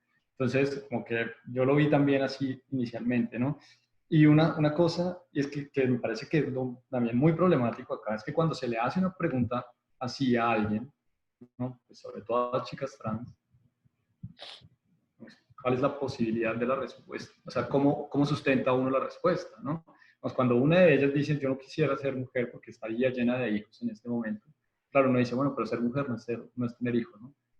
Pero ser mujer biológicamente tal vez a eso se refiere, a la capacidad reproductiva, ¿no? Que es lo que finalmente, aparentemente, es lo único de lo que podríamos casi que agarrarnos para decir que existe la biología en el cuerpo humano, ¿no? En términos de que hay una sexualidad que es reproductiva. Y entonces, digamos, la pregunta también parece difícil de responder porque tampoco sabe uno muy bien si la pregunta está ya como predeterminando qué es lo que significa eso que se nombra como mujer, ¿no? Entonces, si hubieras querido ser una mujer biológicamente, ¿qué es lo que está asumiendo esa pregunta desde la misma pregunta, ¿no? Y a mí me llama la atención mucho que esta mujer, Daniela, ¿no? Que es la creadora de la cooperativa, ¿no? Dice que ella sí quisiera, pero al mismo tiempo pareciera como avergonzarse de eso, ¿no? ¿No? Es como, yo sí que habría querido, pero sé que está mal decirlo, ¿no? Y, digamos, yo habría querido saber más un poco, no de por qué, sino como de un poco de esa elaboración de esa sensación como ambigua ahí, ¿no? Que yo creo, y esto yo es una pura especulación de mi parte, ¿no? Que yo creo que ahí tiene que ver también pues la militancia política, ¿no? O sea, como yo siento que ella al decir que sí quería ser una mujer cis, siento que ella cree que está traicionando su causa política por la que ha luchado durante tantos años, ¿no? Que es darle una posibilidad de vida a las mujeres trans, ¿no? Pero bueno, esto es una especulación de mi parte. Es súper complicado. Estos son temas realmente muy complicados y también, por ejemplo, la pregunta, cuando algunas se plantean el hecho de ser madres, ¿qué pasa ahí con ese otro pequeño problema que es el alquiler de vientres? O sea, como ser madres a través de una mujer que no son ellas, o sea, como la explotación de lo femenino que implicaría ser mujeres. Eso también me parece un asunto súper complicado, ¿no? Y además hay un caso bien particular ahí en la película, que es de una de las chicas de esta familia de Salta, ¿no? Que quien va a prestar su vientre es la hermana, ¿no? La hermana biológica, digamos que nació como mujer biológica, va a prestar el vientre para que su hermana trans pueda tener un hijo del esposo de eso. O sea, es como que, digamos, hay como ciertas complejidades ahí que van a seguir siendo complejas, ¿no? Dice María del Carmen, eh, ahí vuelve la paradoja de una de ellas. Se afirma que no, pero se busca un cuerpo de mujer, ¿no? Claro, como la mujer que dice, yo no, digamos, la chica, la travesti que dice, yo no quisiera ser mujer porque me llenaría de hijos, pero me encanta verme como una mujer, ¿no? La pregunta, digamos, ahí es sobre todo ser mujer es verse como una mujer, ¿no? Voy a nombrar O acá unos ser, que o ser, o ser deseada como una mujer, bueno, sí es como muy complicado. sí. Que yo iba a nombrar solamente como una entrevista que le hacen a Coppi, el escritor argentino, en el que le dicen, no sé si esto ya lo había dicho antes tal vez, en la que le dicen, preguntan, bueno, pero tú siempre estás haciendo obras de teatro en las que los hombres se dicen de mujeres y en que como que hay una ambigüedad de género, esto es en los años 70, ¿no? Hay mucha ambigüedad de género. Y le dicen, él era uno, pues se identificaba a sí mismo como un hombre gay. Le dicen, ¿tú quieres ser una mujer? Y él se ríe y dice, ¿pero qué es ser una mujer? O sea, ¿dónde ven ustedes mujeres? O sea, ¿qué es lo que significa eso? Dice, ser mujer es vestirse de mujer, dice él al final, ¿no? Es como, ¿qué es lo que consideramos la identidad para, digamos, no Pero para a mí eso la feminidad? básicamente me parece muy ofensivo con las mujeres. Claro, obviamente, sí. O sea, No, y es si que ser lo mujer es es, ¿no? vestir, si ser Sí. mujer es vestirse de mujer, Pero porque pues la no pregunta sé es, cómo lo sienten las mujeres, a mí me parece tremendamente ofensivo. porque la pregunta es, ¿qué es lo que hace a una mujer mujer? O sea, ¿quién puede decir que cuando dice yo quiero ser una mujer, sabe exactamente qué es lo que quiere ser porque sabe qué es ser una mujer? ¿No? Es allí como finalmente de que estamos hablando de una imagen, de reproducir una imagen que se nos ha mostrado como esto es lo que debe ser una mujer, ¿no? Y si es eso, pues cualquiera puede reproducir esa imagen. Y yo hago una pregunta más, aún más para seguir problematizando. ¿Por qué el universo de los hombres trans, o sea, los que hacen tránsito a hombres, es muchísimo menos visible y muchísimo menos... eh, Es aparentemente menos problemático porque no parecen estar exponiendo esos problemas, ¿no? porque yo creo que el gran sujeto en cuestión, el gran sujeto el gran sujeto en cuestión es la mujer, finalmente lo femenino, ¿no?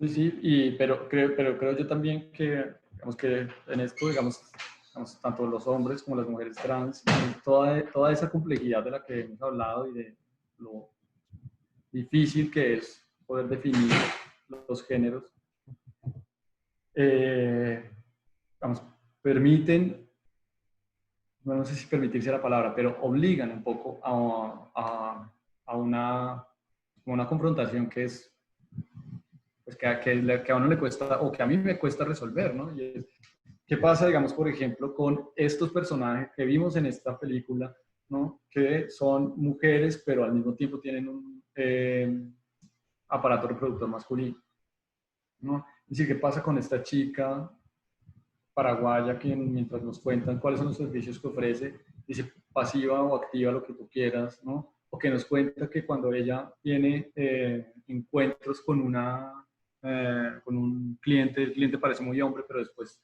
el cliente pide lo que no se supone que un hombre debería pedir.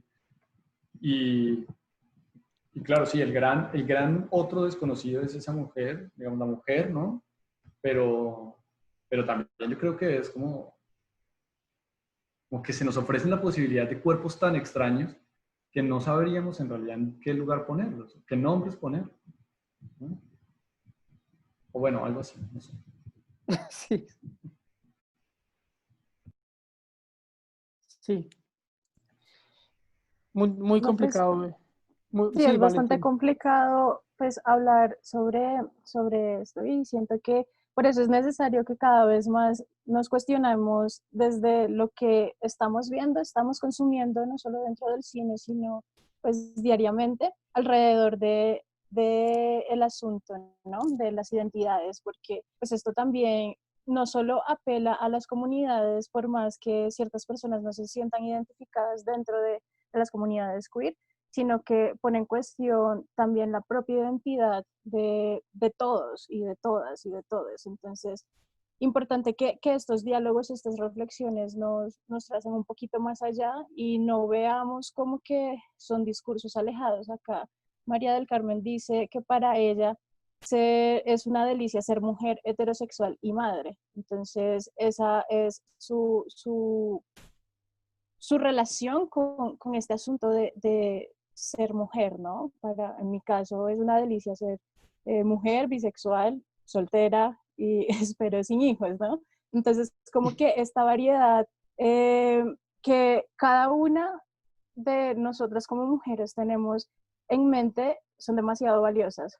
Por lo tanto, es imposible hablar, y ese es el punto del documental, ¿no? Estás hablando desde las experiencias individuales de estas chicas trans y lo vuelves un solo discurso, un discurso colectivo, que también está como relacionado con esto que hablamos de la militancia, ¿no?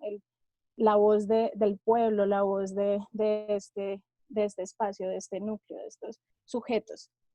Pero ese es el punto, ser simplemente lo que sé es desde mi propia identidad y que estas identidades no las cuestionemos constantemente. No hay respuestas, o sea, no hay respuestas absolutas, no hay verdades absolutas, por lo tanto es importante eso, que tanto mujeres, hombres, personas no binarias se sientan todo el tiempo a cuestionarse a sí mismos. Eso es súper importante. Aquí no sé si Sofía levantó la mano para hablar o simplemente... Sí, sí, tenía ganas de participar. Súper. Cuéntame. Bueno, en cuanto al tema de cómo esta narración en conjunto y en comunidad, hubo un fragmento en especial del documental que a mí me pareció muy bonito, que es como cuando ellas empiezan a contar la manera en la que llegaron a este colectivo de teatro y que a medida que van diciendo como, no, mira, yo conocí a tal persona y esta persona, no sé, trabajaba conmigo, realmente no recuerdo bien puntualmente qué dijeron, pero sí la escena. Y a medida que mencionaban a esta persona, seguía esa persona comentando pues la manera en la que accedió a esa información. Y en lo personal a mí me pareció como una herramienta bastante interesante como en mostrar esas relaciones y como esa red de apoyo que pues yo sí percibí. Entonces eso me pareció bastante interesante y lo comento pues con relación a lo que mencionaban como al principio de la reunión. Eso. Y por otra parte, con lo del tema de cuando les hacen la pregunta de si ellas habrían deseado nacer biológicamente mujeres, Pues a mí también recurro a lo que mencionó Valentina, de lo que dicen al principio, como de que es ser trans para ellas. Y yo creo que también es una cuestión como de mucho, de sentirse apropiado de todas estas experiencias que tuvieron en su infancia y de reconocerse, ¿no? Como decir, esto definitivamente me llama a mí la atención, me gusta y, y creo que son experiencias que de ninguna manera habrían tenido de haber nacido mujeres. Entonces que es como mucho sentirse dueñas de eso, de esa historia y de todas estas experiencias. Y en cuanto al tema de ver a la mujer como únicamente como un aparato reproductor y ser madre, también creo que como que depende mucho del contexto al que pertenecían, ¿no? Eh, Me corrigen si estoy equivocada, pero creo que esta chica practicaba la prostitución.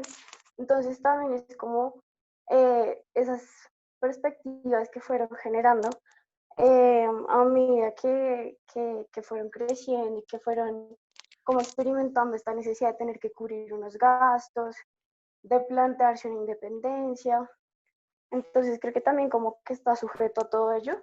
Y en lo personal a mí como que no me ofendió, porque creo que son como los primeros acercamientos que ellas tienen de manera muy personal pues, a todo este cambio en el que pues, reconocieron que buscaban desde una edad muy temprana.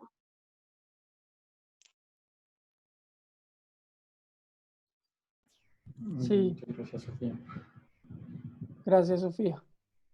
Mira, y aquí Franklin Arevalo dice, la cosa es que expresar este tipo de contradicciones, supongo que las que hemos venido hablando, al interior de los movimientos por la no discriminación de género es tomada directamente como discriminación cuando en muchos casos desde allí se desconocen las identidades que uno podría llamar tradicionales, como ejemplo el caso de Rowling, pues la escritora de Harry Potter, que se cuestionó acerca de un tweet que felicitaba a las personas que menstruan y ella respondió que esas personas se llamaban mujeres y fue Troya. Sí. Fue Troya, digamos. Sí, yo creo que aquí hay una gran discusión entre la biología y la cultura, ¿no? Sí, y también, o sea, digamos, las discusiones atraviesan muchísimas cosas porque también tiene que ver con quiénes pueden hablar, quiénes no, quiénes se definen como, si solamente pueden hablar quienes tienen digamos, la autoridad para definirse dentro de unas categorías o no, que es, pues, es el gran problema de la representación, el gran problema de la expresión y de la vocería, ¿no? Que siempre generan ese tipo de problemas. Y bueno, yo no voy a decir que esté bien o esté mal que se generen, pero creo que sí es inevitable que ocurran, ¿no? Y en esa confrontación, pues algunos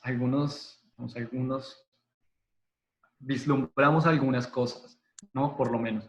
A mí, por ejemplo, me parece, yo repito, como no solamente es una cuestión de identidad en el sentido político o en el sentido narrativo de autopercepción que uno pueda darse, digamos, de cómo me defino yo como hombre o como mujer o como sujeto, sino que creo que la corporalidad misma se nos ha ofrecido nuevamente de una manera totalmente enigmática y desconocida, que nos cuesta mucho trabajo reconocer ese enigma que es el cuerpo y por lo tanto constantemente lo obligamos a encajar en unas formas que son muy, muy limitadas como la de hombre-mujer, o macho-hembra, ¿no?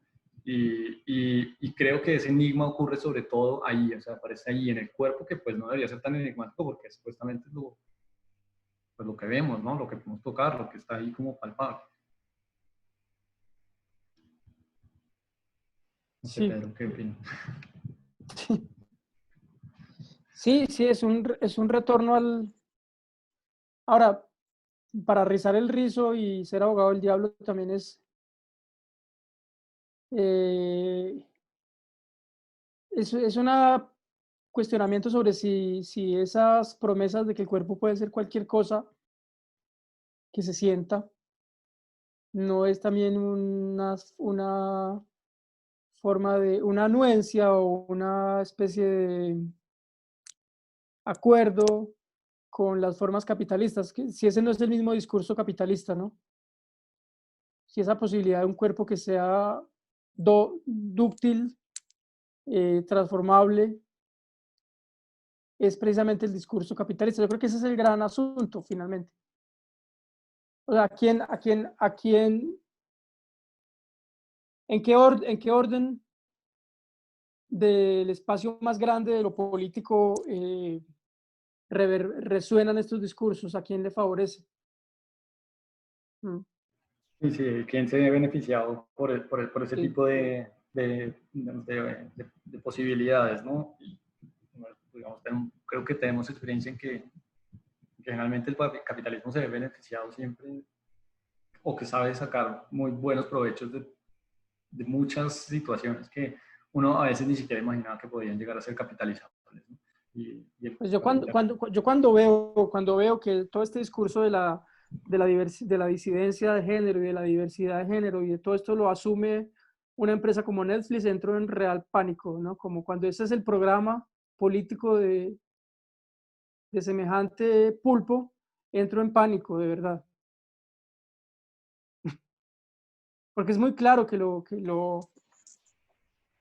promueven. No estoy hablando de ideología de género, ¿no? Sino que también finalmente creo que se sienten cómodos en esta flexibilidad, ¿no? Sí, y finalmente también se habla como de los sujetos que consumen, ¿no? O sea, como hay consumidores. Nichos, claro, nichos consumidores, sí. Cada vez hay más, cada vez son más grandes, ¿no?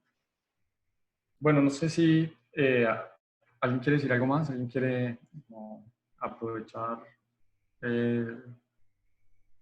los minutos que quedan para decir algo. Sí, María del Carmen dice, pero sí, el cuerpo puede ser un gran enigma. Incluso desde la antropología y la sociología se le define como una construcción social, rastreable históricamente incluso. Sí, claro, digamos, sí. Y pues podemos hablar también de las capas que se le han ido acumulando a esa interpretación del cuerpo, ¿no? Sí, Pero es que igual, fíjate, Mario, que todo este discurso que está, por ejemplo, en Deleuze, en las mil mesetas, en la esquizofrenia y el antiedipo, se planteaba como un discurso anticapitalista, ¿no? Se planteaba como una gran impugnación al capitalismo. Yo no sé si el capitalismo se esté reacomodando y esté un poco normalizando esa esquizofrenia, ¿no? Y la esté aprovechando. esa es digamos, es una gran posibilidad y es una gran pregunta porque es cierto que en los 70 o 70 eh, esa, toda esa diversidad se veía como una forma de oposición o de resistencia y ahora no sé si la diversidad es más bien un apoyo, ¿no? Sí, no vamos a poder responder eso hoy. Pues, nadie intente hacer eso. No, pues chicos, no sé si quisieran hablar un poquito más, si no, pues podemos ir dando por terminado o si alguna de las personas quisiera decir algo. Mientras les voy recordando, dentro de 8 días tenemos el documental Chabela, que está en Netflix en su sesión de Orgullo. Y pues vamos a estar hablando con María Montoya, una artista visual de la Universidad Javeriana, también activista de la comunidad queer, como que sus obras se relacionan muchísimo con esto que se plantea en el documental, así que súper invitadas e invitados. Y pues nada, sin más, no Yo sé si diría una última quisieran. cosa como para que se vayan a dormir pensando en esto. Me parece que todos estos asuntos tienen que ver como con unas formas de aparición que evidentemente tienen que ver con el espectáculo. O sea, yo he venido pensando mucho a partir de lo que ha ocurrido en los últimos meses, como en la triangulación entre identidad, representación y espectáculo. O sea, finalmente también creo que está claro que el mundo trans es un mundo que también se define de cara al espectáculo o a unas formas de aparición en el mundo que tienen que ver con el espectáculo. Y, y también me parece que es parte de lo que es muy problemático, ¿no?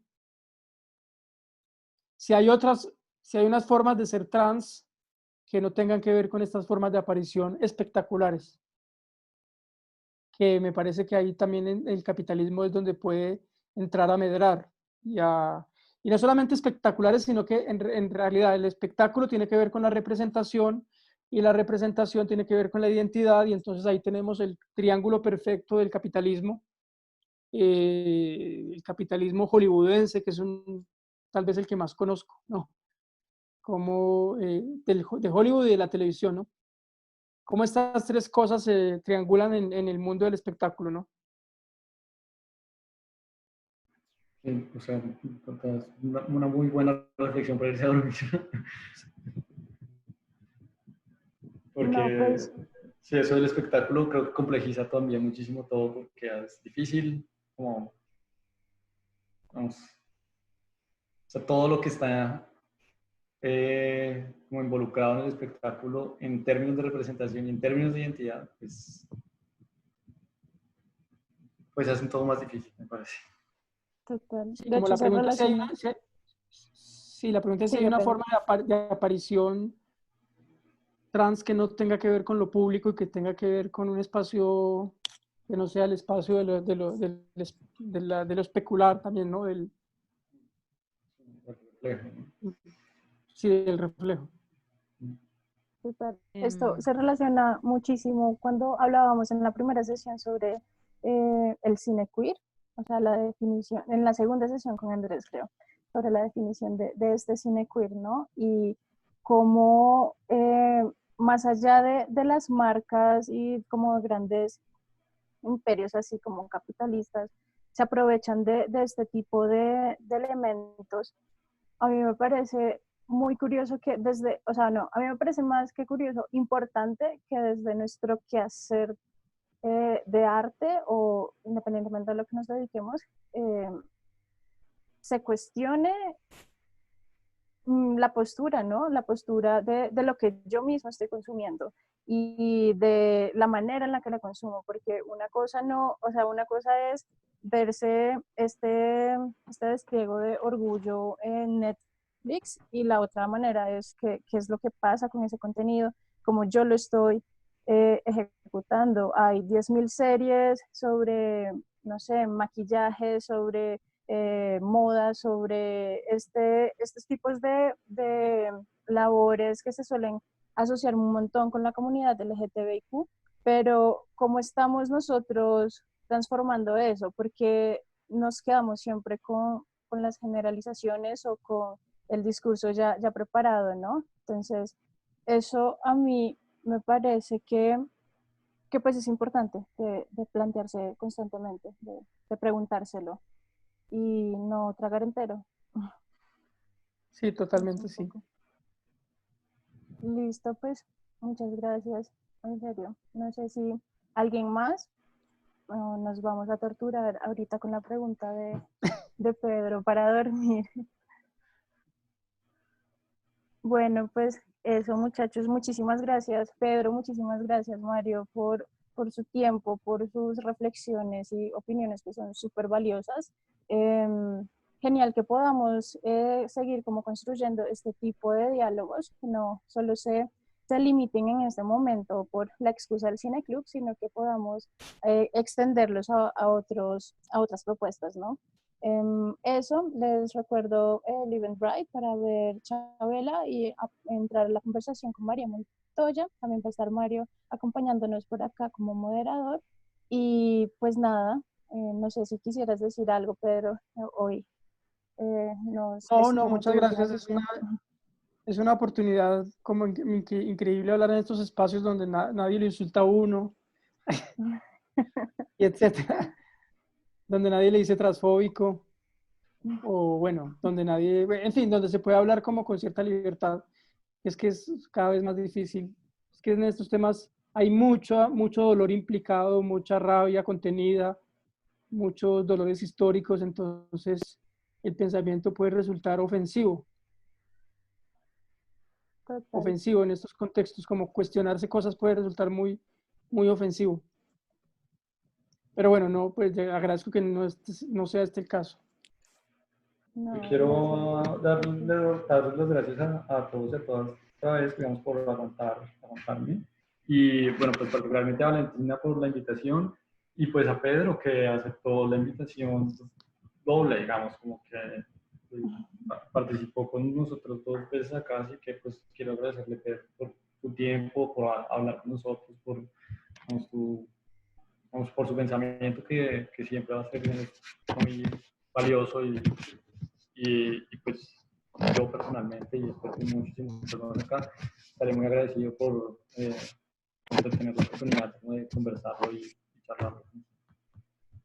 No, de verdad, muchas gracias a todos y todas y todes. Bueno, Y Juan me Camilo, siento que no mal. habló, ya bueno, sí habló. Bueno. No, sí, no, gracias a usted, hombre, siempre un placer y a Mario por acompañarnos, pues sé que nos vamos a ver la otra semana. Acá hay otras cosas sobre la educación y eso que me hubiera gustado. Lo que pasa es que era que también alargar mucho el chico porque de hecho hace como 2 años me invitaron ahí a la Cinemateca a presentar una película de un colombiano que vive en Canadá que se llama Nature Tresles, que es un pequeño documental de media hora sobre los colegios en Canadá, ¿no? Y cómo los colegios tienen esta opción de género y muestran de una manera muy natural esto y cómo esto, digamos, en la educación, todo esto que se está diciendo es una incidencia muy grande. El INEN, que es el colegio, de hecho, del que habló Sofía, es egresada de ahí del año pasado, es un colegio de 7.000 estudiantes donde hay una gran diversidad y tenemos estudiantes. Hace 8 días, de hecho, estuvo, por ejemplo, una chica que está en tránsito de hombre. Y pues a eso me refería con el comentario la vez pasada de las preguntas adecuadas. Y por otra pregunta que también fue María del Carmen o otra persona que hizo, que tienen que ver con esto, que en eso estamos y que desde muchos espacios el debate está sobre la mesa y que, digamos, el debate es muy importante, pero las acciones también son fundamentales en esto y las maneras como nos relacionamos. A veces la categorización y esta discursividad y esta elocuencia alrededor de estos temas resultan precisamente tal vez problematizando algo que no debería tener tanto problema. Es lo que suelo pensar.